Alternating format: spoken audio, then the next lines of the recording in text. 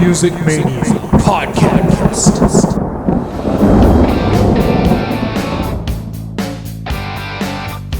Welcome to yet another edition of the Music Mania Podcast. I am your host, the enigmatic rock guru, Clint Switzer, being joined by my partner in crime, my special guest, my co-host. It's Paul Lagana. You're back in studio with us. It's so great to have you, and what a show we have today, my man. Clint, thanks again for letting me be a part of this show. I did behave myself last week, barely, but here we are again, and what a show we've got today, buddy. We have got Vinny Appice here today, drummer for Black Sabbath in the early 80s, Dio, and many, many more. He's done it all, man.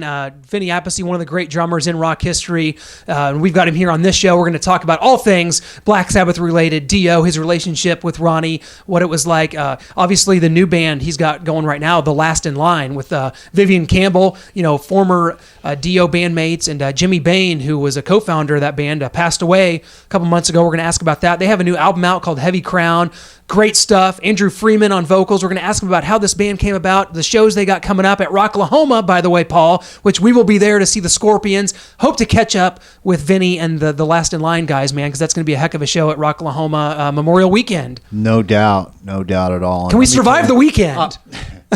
It depends on how many days we're there. I know it's a 3-day show, but I'd love to be there about 7 days. That's right. And we got the Scorpions, man. Of course, can't wait to see that. Can't wait to talk to Vinny. It's going to be a huge honor for us. And that's why we bring on these guests, man. We want you to hear the stories from the guys themselves. It's easy to sit here and listen to us talk about our ridiculous lives that no one cares about. But when we bring on the guest, Paul, Vinny Appice, and that's what we have for you today. It's going to be a huge pleasure, man. I can't wait. No doubt about it. And the thing that I'd love to hear the most, his relationship with Dio and what that meant to him and his passing and what exactly their relationship was. I'm very interested in that. It's hard to believe it's been almost 6 years in May that Ronnie passed away. And luckily for us, Paul, we got to see the Heaven and Hell lineup, of course, with Geezer, Tony, Ronnie, and Vinny at the Mohegan Sun Arena on the Heaven and Hell Judas Priest tour, man. That was a great memory, one of my top highlight show for me, because that's the only time I was ever able to see Dio live, especially in that setting, man. Oh, my God, yes. And little did we know at the time that Dio was going to be one of Dio's last shows. So, yeah. Again, I know they had a great relationship, and I'm so anxious to hear about this. Well, things I want to, and it's kind of a weird time since in 2016 alone, Paul. We've lost so many bands, so many legendary musicians. We've lost Lemmy, Motorhead is done. We've seen Motley Crue play their final show. David Bowie has passed away. Jimmy Bain has passed away. I mean, it has just been a tough time. And we have Brian Johnson sidelined from AC/DC. We might have seen their last show together in Kansas City just a couple weeks ago. It's a surreal time, and it's a time where you have to start reflecting on the fact that these bands aren't going to last forever. Yeah, it's an empty feeling. This could be it. I mean, we're looking at the passing of the torch, so to speak. But who do you pass it to? Is the problem. Exactly, and we've been talking about this for 10 years now. I mean, there's just the rock shows are dwindling, so everybody needs to get out while they can, see everybody that they can see, and just know that this is it. I mean, this could be it. So I agree with you, man, and that's why we do it. We're going to be out and about, have a bunch of shows coming up. I know Faster Pussycats rolling here to Kansas City. Going to have to check that out. Striper rolling in. We got Rocklahoma, and a lot of shows haven't been even announced yet as far as the summer concert shows go. So I agree. A lot of people will disagree with us. They say, I don't want to see these old bands. I saw them in their prime, and that's all I need. It's like, to me, I agree with you. See them now, but I just don't even know. I don't even know what to say to that. And I'll tell you, the music lives on. I don't care if you're 20, 30, 40, 50. The bands that you grow up with, those are the ones you want to see. Now, the lineup changes. Musically, they've changed a little bit over the years, but I'll tell you what, those classic songs that come out, you'll sing along to them every single time, whether you agree or disagree that they should still be continuing. But I'll tell you, it's a great time to bring on our guest at this time, Vinny Appice. He is the former drummer of Black Sabbath and Dio, the current drummer for The Last in Line. Vinny, welcome to the show, man. How's everything going in your world, buddy? Everything's good. I'm out here in California. Beautiful day. and at least I'm not somewhere freezing my ass off. Yeah, like Missouri, for instance, where I'm sitting right now. That's thanks for that. I really appreciate that. Well, actually, last weekend I was in Russia. I was in Moscow for 2 days. We did an all-star kind of thing, playing at a private party, and it was pretty damn cold there. They call it Siberia. That's why they call it Siberia, and it is lives up to the term for sure. Now, Vinny, got to get into this because The Last in Line, it's a project that I'm really pumped about. I've got the album. It's Heavy Crown. It's been out now since February. So far, what's the reception been to the album Heavy Crown, and how do you see things shaping up with that album? The reception's been fantastic. All the reviews that have come in have been really, really positive. Some just exceptional reviews. And so it's being well received, and the fans that have bought it and left messages on our Facebook site they love the album. They can't stop playing it. So it's been great so far, so good. And it's selling well from what I hear.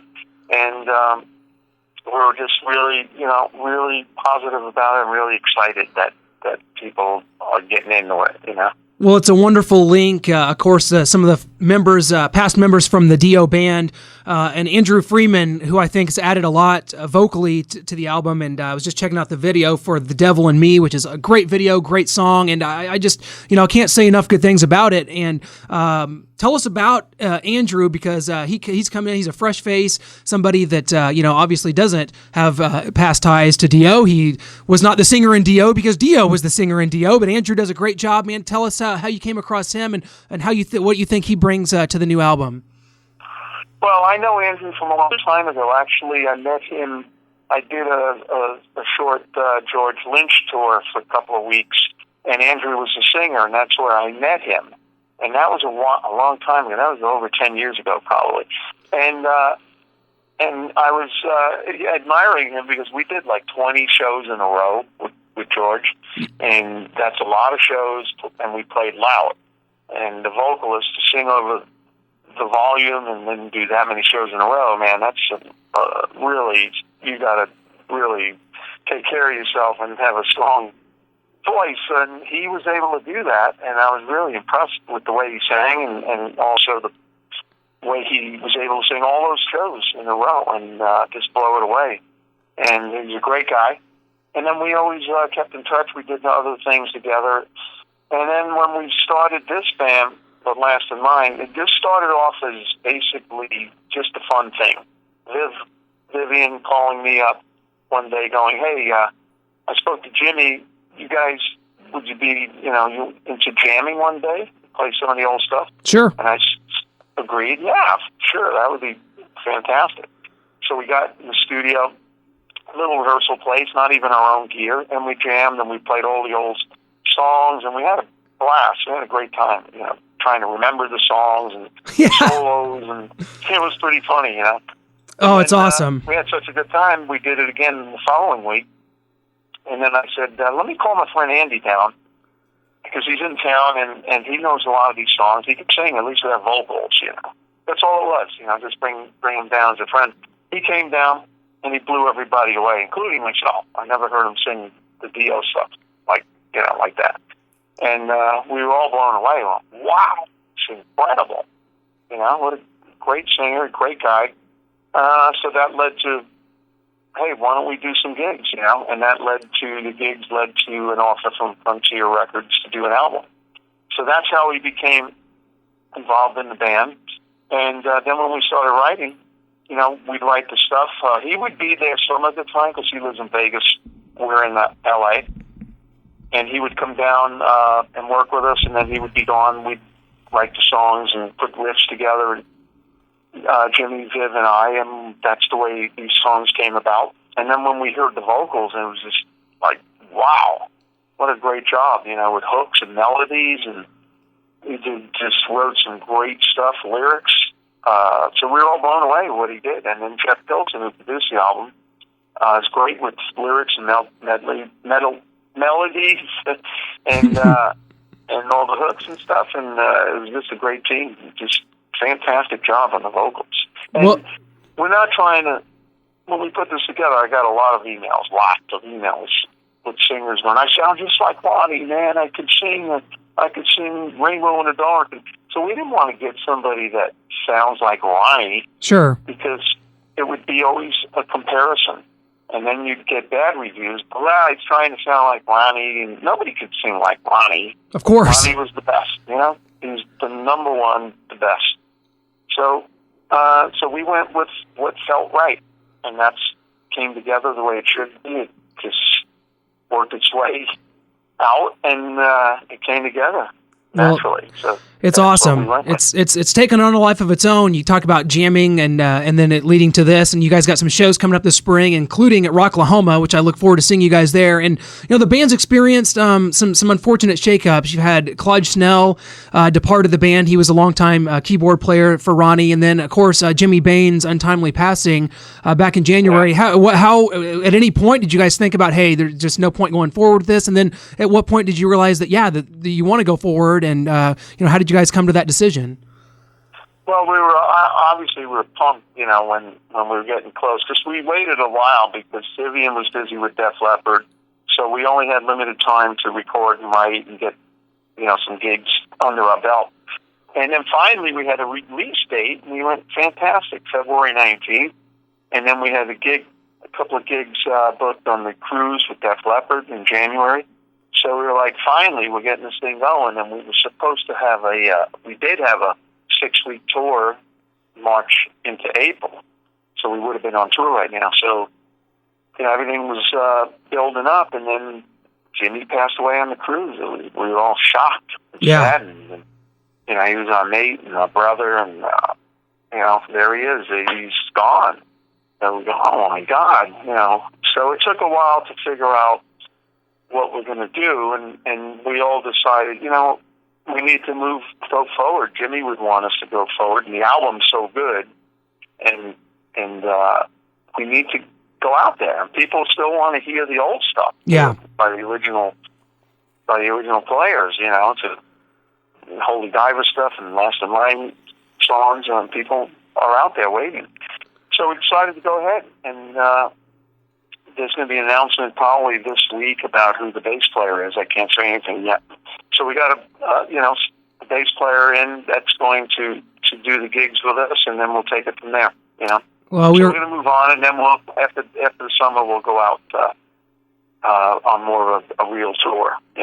Well, really looking forward to it, Vinny. I tell you what, it's and of course Vivian Campbell dealing with cancer himself. He's been touring with Def Leppard and having to deal with cancer treatments, and of course, and it's well documented that Vivian and Ronnie had their issues. And do you feel in a lot of ways that that Vivian rejoining you guys and playing these songs is kind of his way maybe of making peace with that situation from way back in the early '80s? Well, I think what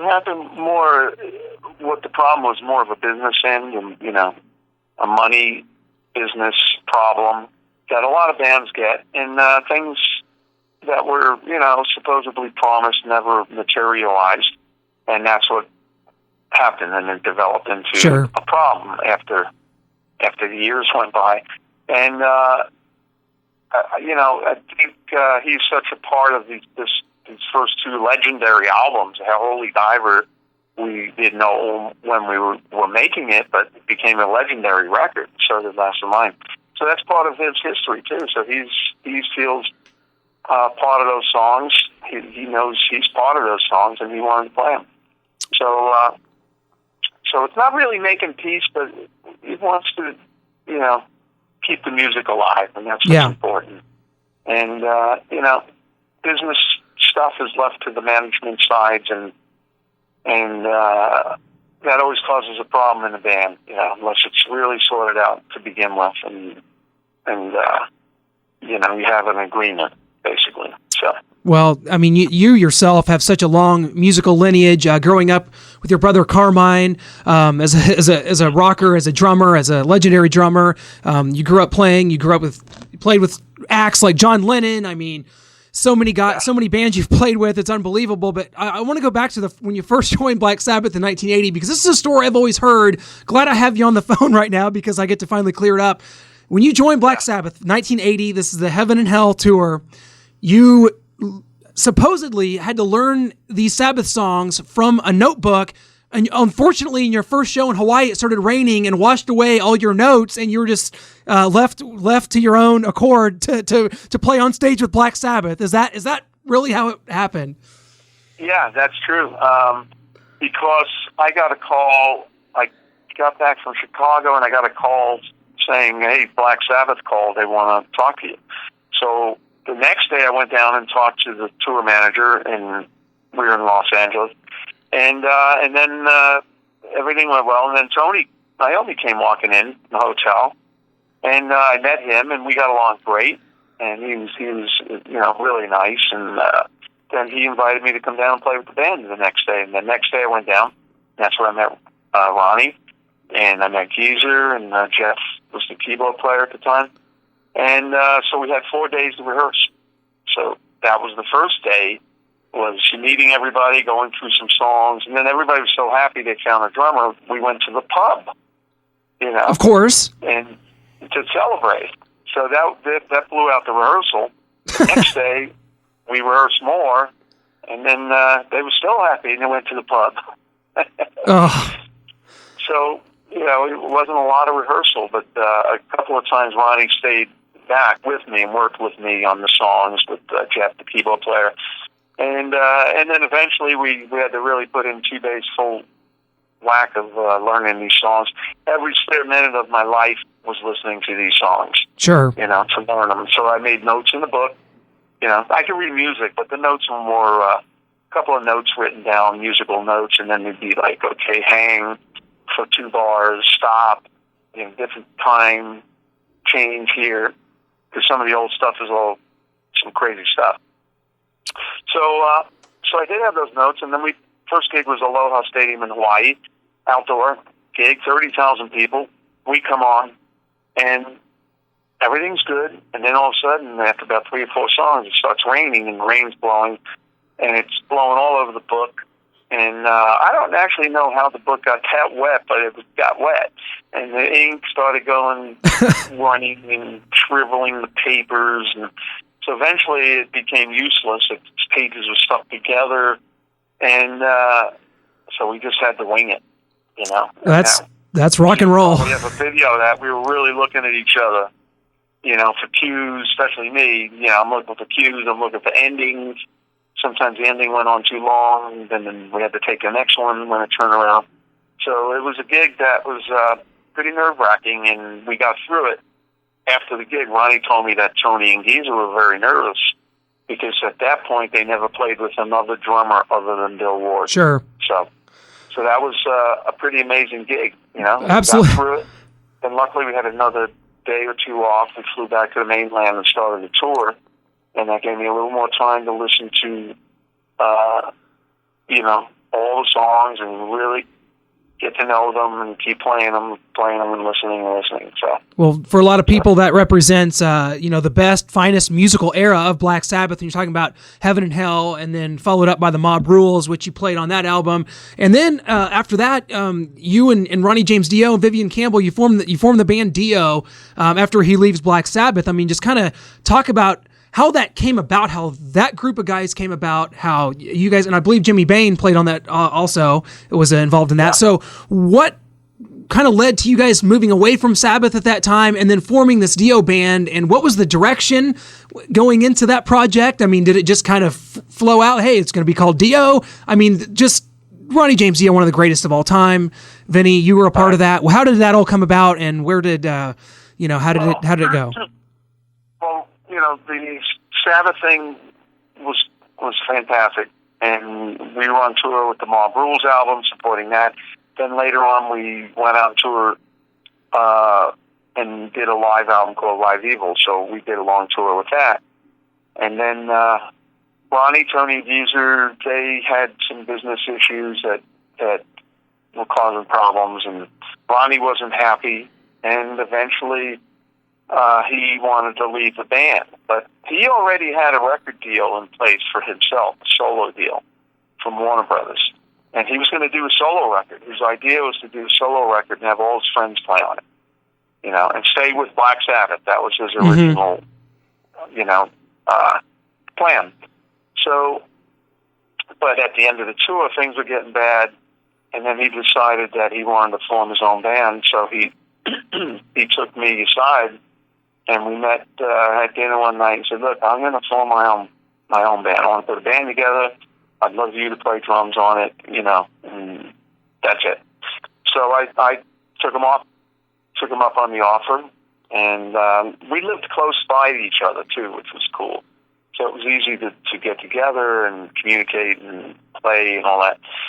So that's what we did. So a couple of times we got together. Ronnie had a couple of ideas. One of them was some of the parts to Holy Diver. He'd take the guitar and we'd go play in a rehearsal studio. He would be on guitar and I'd be on drums. No he would sing a little bit, but really no vocals and no bass. And we just put ideas down and recorded them. And then we auditioned some guitar players. One of them was Jakey Lee. We auditioned him, and he was great. And but then Ronnie decided he wanted people in the band from Europe or England to make it more international flavor of a band. So he called Jimmy Bain, and he wanted to, from what I hear, he asked Jimmy if he knew any guitar players. And Jimmy mentioned Vivian Campbell. Mm-hmm. So, wow, this is cool. So we went over to England, Ronnie and I, to go check out different bands in England, and maybe we'd find a guitar player. So we, going around London, going to clubs that we'd never been in, and going listen to guitar players. Sometimes we walked in, there was a reggae band playing. And we go, oh, shit, that's not the right. Well, let's go somewhere else. So anyway, we had to, Jimmy said he'd be back in a couple of days, and then he'll get a hold of Vivian. So we had to kill some time, and that's what we did. And I don't think Ronnie really asked Jimmy to be in the band. I think Jimmy just assumed he was coming down because Ronnie called him, which worked out perfect. And then finally got a hold of Vivian. Jimmy got a hold of Vivian. We arranged Vivian to fly into London from Ireland, and we got together at a rehearsal place and just jammed, recorded it, and then Ronnie and I went back to the hotel, listened to it, and it was awesome. And Ronnie loved it, and so did I, and Jimmy too, and that band was born. So did I, by the way. Vinny, back in 2008, we were fortunate enough to see the Heaven and Hell tour at the Mohegan Sun in Connecticut, which was about 2 years before Dio's passing. Can you describe what your relationship was like with Ronnie after working together on countless projects? No, Ronnie was just an amazing person, I mean, when I first met him, I'm a lot younger than Ronnie was, and he took me under his wing, and we got along great. We had a lot of the same. He's Italian, I'm Italian. He's from upstate New York, I'm from Brooklyn, New York. So we had a lot of things in common, and we just really hit it off from the first day. And then we used to hang out together, and we enjoyed the same things. We enjoyed the same food and didn't like certain foods. It was amazing. So he was great. He was just a fantastic person, and we got along just so well, and it was like my other brother, And then Ronnie was into, his main thing was his fans. He loved his fans, and it was amazing to watch because he'd always go out and sign autographs and take the time to do that, and he remembered your name.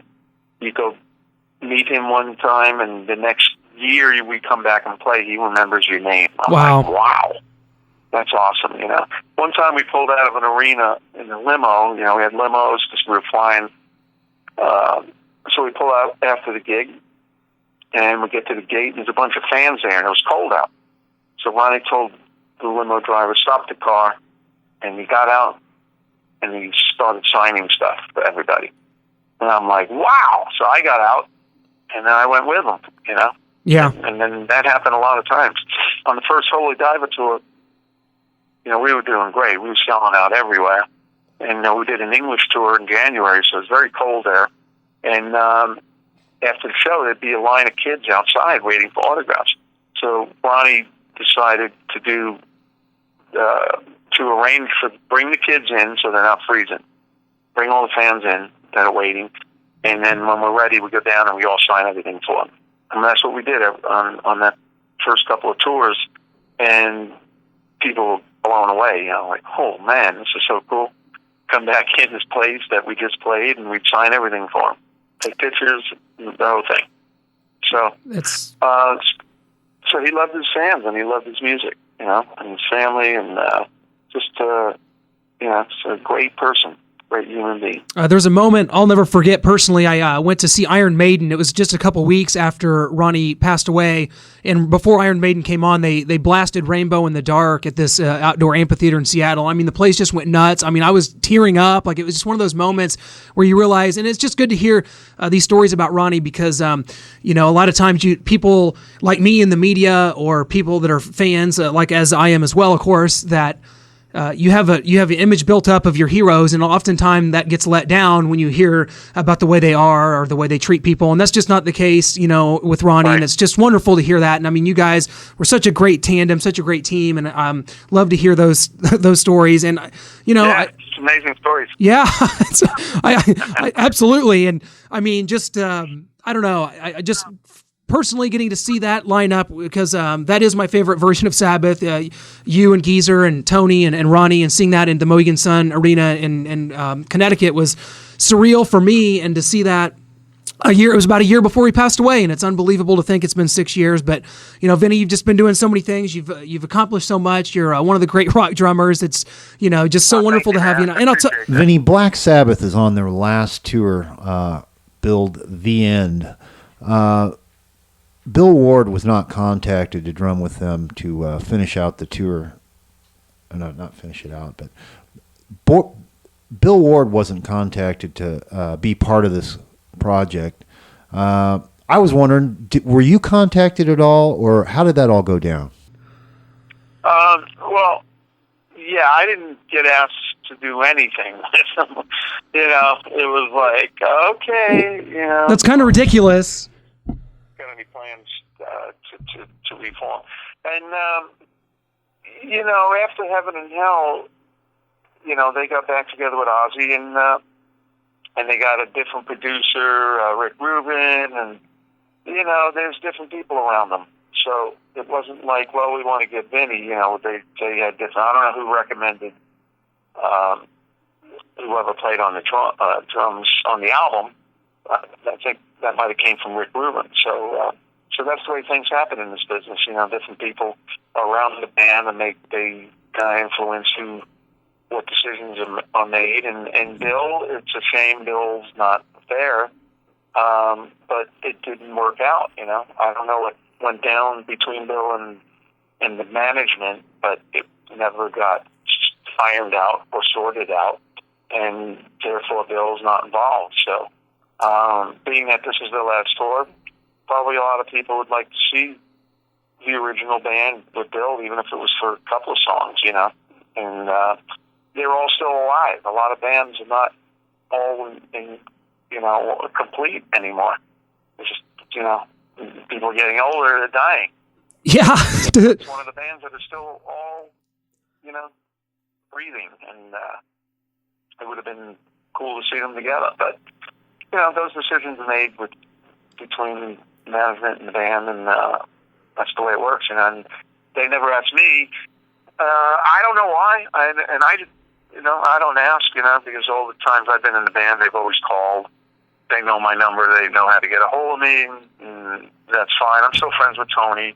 Still keep in touch with Tony and Geezer, and I love them, and they're still family. But they didn't call me for the tour. That's cool with me. But I'm just glad they're still out there playing. Yeah, it's this will be it for them, and it's been a tough month. I mean, a tough year, I should say. In the last couple of months, you lose a Jimmy Bain, you lose a Lemmy. I mean, AC/DC is in flux right now with Brian Johnson's hearing situation. Motley Crue's played their final show. Rush is retired from. I mean, it's just like, oh my gosh, it's surreal. Vinny, I don't know what the hell I'm going to do. I don't know what I'm going to go see in 10 years. I'm concerned.